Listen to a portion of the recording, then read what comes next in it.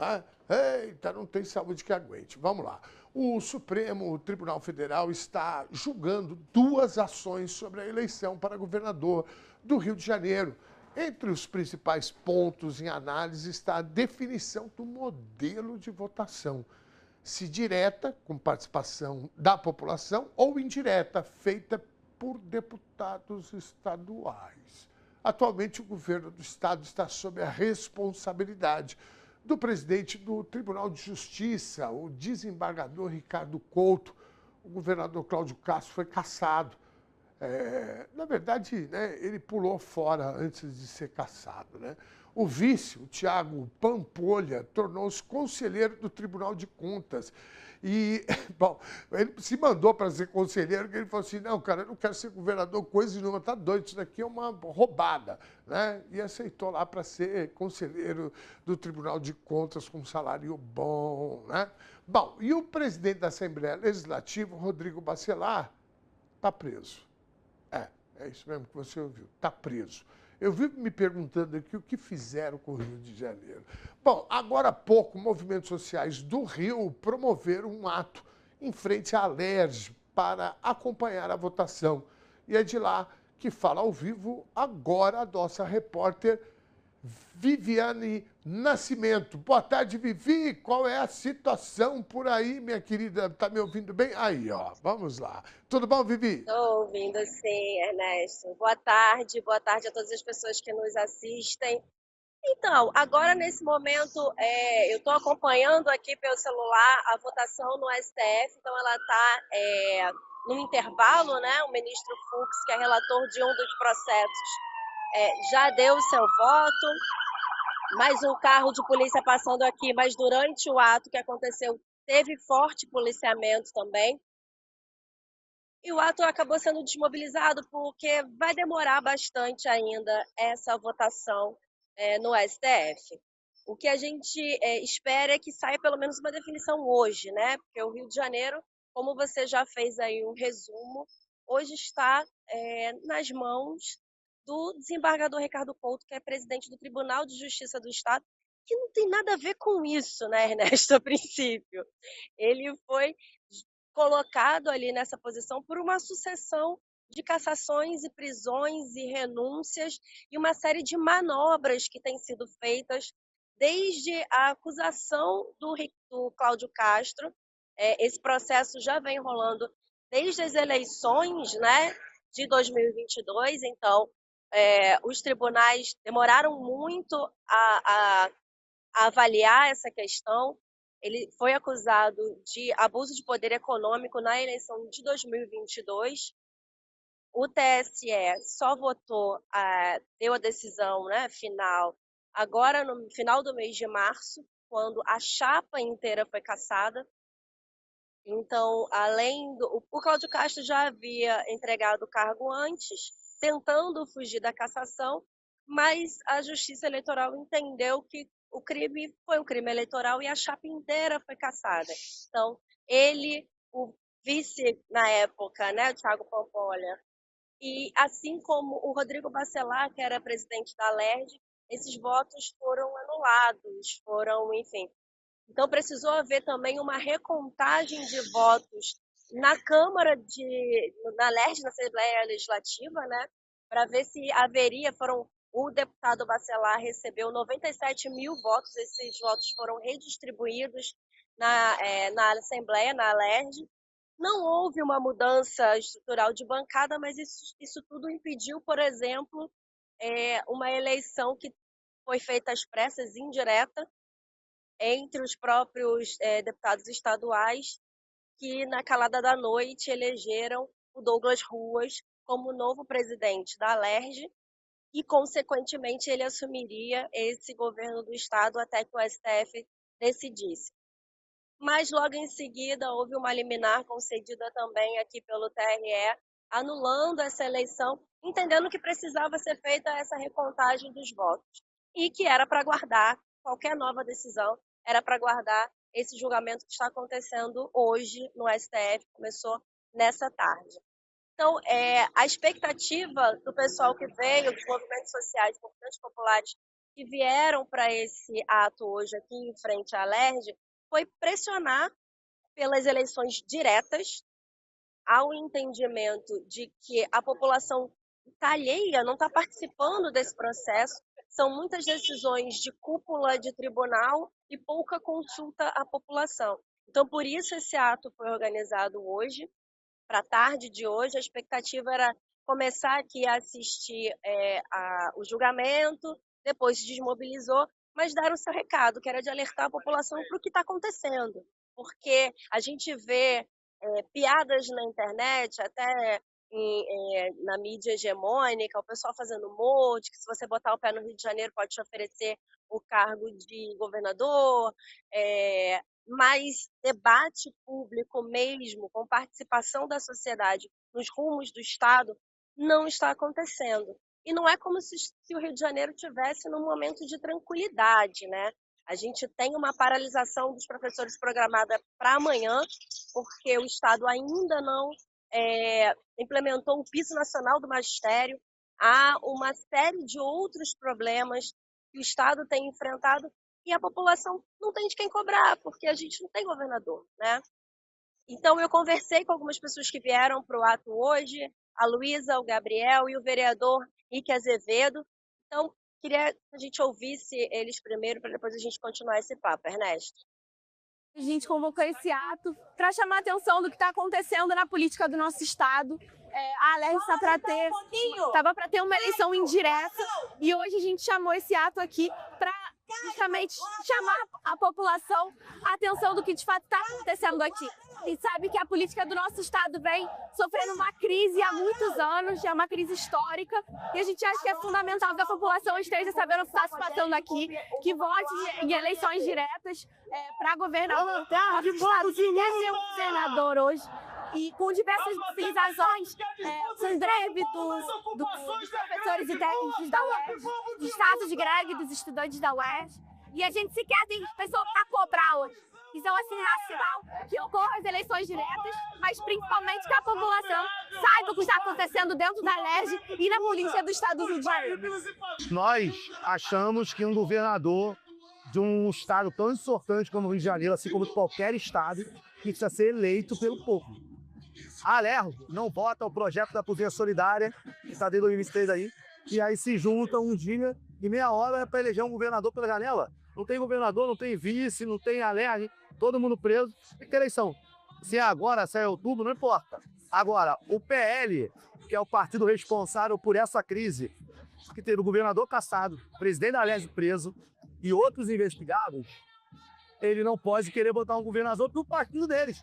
Isso com voto indireto pela janela. Para quê? Para fazer o que eles queriam fazer com o Bacelar, que está preso e trabalhar para o crime organizado. Eles queriam botar um governador biônico para concorrer no cargo, pegar dinheiro público e fazer para a campanha. E esse é o motivo pelo qual o Castro foi cassado. Que ele fez campanha e ganhou com o dinheiro da SEDAI, corruptamente. Olha, o que eu tô vendo é mais uma vez o Rio da nojeira. É mais uma vez essa política miliciana, essa política do tráfico, essa política que cooptou o estado do Rio de Janeiro. É um absurdo que nós estamos vivenciando neste momento. O Rio de Janeiro, mais uma vez, jogado às traças. Mais uma vez, jogado às mãos da bandidagem. E é por isso que eu estou aqui, para conscientizar a classe trabalhadora, para conscientizar as bases, para falar com aqueles que não estão sabendo, para que saibam, para que se atualizem e estejam conscientizados nesse processo que nós estamos enfrentando. É um processo de puro escárnio, é um processo de muita tristeza,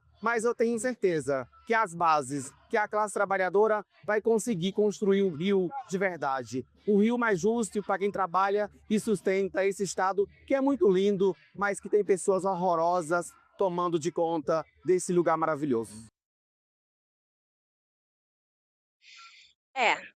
Eu acho que a gente ouviu essa fala do Rique Azevedo, vereador, que encampa aqui no estado a luta pela escala 6x1, que também não chega a ser discutida aqui na Alerj. Eu estou aqui de frente à Assembleia Legislativa, esse prédio aqui atrás de mim. Durante o ato aqui foram listados vários projetos de lei, várias questões que precisam de votação e a Alerj está praticamente interditada com essa pauta, com essa não resolução de quem vai ficar com o comando. E, na verdade, a disputa aqui e essa decisão é tão importante do STF hoje, porque é sobre quem vai dominar a máquina pública do Estado durante a corrida eleitoral para as eleições gerais de outubro. O grande nó, a grande questão e a disputa é essa. Quem assumir esse governo, desse mandato tampão, vai estar de posse da máquina pública estadual e sairá provavelmente na frente na campanha eleitoral para outubro, as eleições gerais. Ernesto, é essa situação que a gente está vivendo e é esse o grande imbróglio que precisa ser decidido hoje, como, na verdade, o primeiro passo, né? Como que essas eleições vão se dar? Vão ser diretas, com a participação popular? Nós, cariocas e fluminenses, teremos que ir às urnas agora, em junho, e depois em outubro de novo? Ou essa é uma decisão que vai caber aos deputados da Alerj, aos deputados estaduais? E aí entra um outro ponto, que também está sendo votado hoje no STF. Esse voto dos deputados vai ser secreto ou vai ser aberto? Há entendimento entre os ministros do STF de que o voto tem que seguir a Constituição estadual, que é secreto, eles não precisam declarar, na verdade que é aberto, enfim, secreto, não precisam declarar quem é, mas há um entendimento também de que o voto aberto pode demandar uma pressão, pode provocar uma pressão sobre esses deputados, que se eles não tivessem que dizer com quem eles vão votar, eles podem votar em quem eles acham melhor. Acho um pouco difícil, mas enfim, é isso. E o outro ponto que também está sendo discutido nessa tarde na Corte Federal é por quanto tempo o possível candidato tem que estar afastado das suas funções públicas, tem que estar... É o prazo da descompatibilidade que chama, né?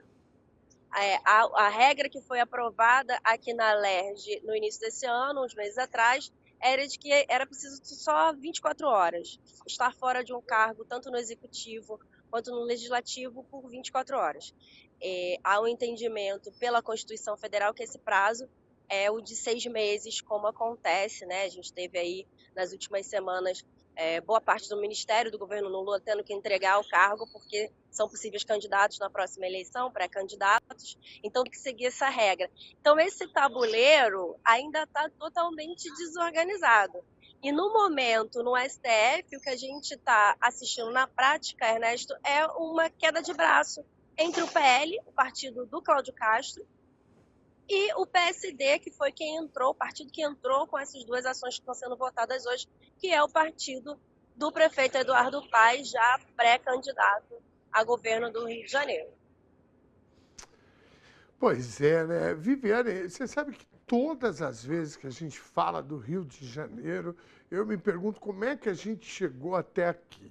Bom, nesse caso, eu sei, e eu queria dividir isso com você, eu queria que eu, inclusive, te ouvir, que existe um principal culpado para toda essa situação.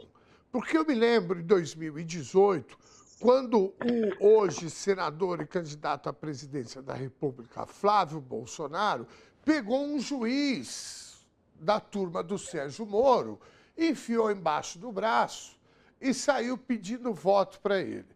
Na esteira do bolsonarismo, da extrema-direita, ele conseguiu eleger o senhor Witzel para o governo e tendo como vice esse governador agora, o Cláudio Castro, que acabou de entregar o mandato e ia ser cassado também. Então, ou seja, nessa quadra aí, na minha avaliação, o principal culpado, e nós precisamos falar isso, é sim o senador e hoje pré-candidato à presidência da República, o Flávio Bolsonaro. Porque ninguém conhecia, nem o Cláudio Castro, que era cantor gospel, né? E o juiz Witzel, que também apareceu naquela onda infelizmente, que o Brasil viveu, e a gente hoje está dando, né, manobrando um transatlântico num porto bem pequenininho para a gente sair desse buraco que essa gente nos levou, que estava aquela coisa de bandido bom, bandido morto, vamos mirar na cabecinha. Eu lembro do governador Whitson na ponte Rio-Niterói comemorando, né, a morte num confronto com a polícia. Enfim, então eu queria dividir isso. Como é que você avalia essa questão, Viviane? Ernesto, eu acho que eu concordo com você. Para esse momento dessa conjuntura aqui, tem um forte peso do bolsonarismo. A família Bolsonaro, infelizmente, foi parida no Rio de Janeiro, né? E a sua influência aqui ainda é muito forte. Basta a gente dizer que o PL hoje tem 22 prefeituras no estado do Rio de Janeiro. Dentre 92 municípios, 22 são governados pelo PL. E é a maior bancada também na Alerj. Fora os outros partidos que estavam na coligação e que também ganharam prefeituras nas últimas eleições. A gente, infelizmente, tem uma tradição que antecede a isso, né? Eu acho que o grande erro está em continuar votando na direita e na extrema-direita. A gente teve Antony Garotinho e Rosinha Garotinho, que eram do MDB e depois foram para o PR. A gente teve Sérgio Cabral, a gente teve o Pezão, que todos governadores caçados, presos, acusados de corrupção, também do MDB. O Witzel veio com o apoio da família Bolsonaro muito forte. Você lembra muito bem dessa imagem da ponte, e eu lembro muito bem da imagem dele quebrando a placa em homenagem a Marielle Franco, abraçado com o deputado Daniel Silveira e com o outro deputado Rodrigo Amorim, ambos do PL. Então, a gente tem uma influência, infelizmente, uma série de eleições ligadas à extrema-direita, direita e extrema-direita no Rio de Janeiro, que Sim. todas as vezes tem dado problema, né? E aí o problema não é só uma má gestão, é corrupção, processo, prisão, impeachment, cassação. Eu acho que falta um pouco ainda a população conseguir fazer essa associação. E agora, a chapa do PL, abençoada pela família Bolsonaro, pelo então senador Flávio Bolsonaro e já candidato, né, à presidência, é o Douglas Ruas, que foi quem eles tentaram eleger indiretamente aqui na Alerj para assumir a presidência e, consequentemente, o governo do Estado, naquela eleição de 2 semanas atrás, que foi anulada. E o Rogério Lisboa, que é um prefeito da Baixada Fluminense, ex-prefeito da Baixada Fluminense de Nova Iguaçu, um dos maiores municípios de lá. Então, tem um domínio, infelizmente, no Estado, que está fazendo perpetuar, se repetir histórias de corrupção, histórias de prisão, histórias de cassação do Estado na Assembleia Legislativa. A gente teve... Eu já perdi as contas de quantos ex-deputados foram ou acusados de corrupção ou presos, cassados, denunciados por ligação ao crime organizado, seja ele tráfico ou milícia. Então, eu acho que é preciso... Acho que as pessoas ainda não fazem muita associação a partidos, né? Infelizmente, no Brasil, a gente tem essa educação política deficitária. A gente se faz campanhas muito personalistas. Você foca no candidato, mas não vê a plataforma, não vê a chapa, não vê o partido.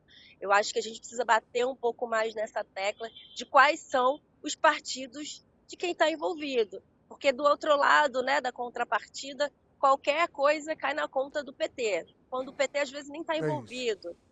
Qualquer pessoa progressista é acusada de ser petista. Às vezes também nem é afiliado ao partido, nem com... Mas o contrário eu acho que não acontece. Então, por isso a importância do ato de hoje, mesmo que com tempo reduzido, enfim, meio ali na hora do almoço, o pessoal fez um almoço solidário entre as pessoas aqui, até porque uma das pautas que está congelada na Alerj é a instalação das cozinhas comunitárias solidárias no Estado.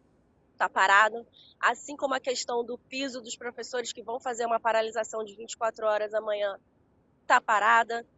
Tem questão de água que está faltando em um monte de lugar e o dinheiro da SEDAI foi o dinheiro usado nessa corrupção aí, ao qual o Cláudio Castro foi condenado, né? Foi o dinheiro da venda da SEDAI, esse dinheiro que ele usou para o abuso de poder econômico que gerou a cassação da chapa. Então, eu acho que a gente precisa bater mesmo nessa tecla de quais são os partidos e quais são os aliados das pessoas que já foram condenadas e presas. A gente acho que nem precisa ir muito longe, né? Tem uma lista bem grande. Muito bem. Viviane Nascimento, direto do Rio de Janeiro.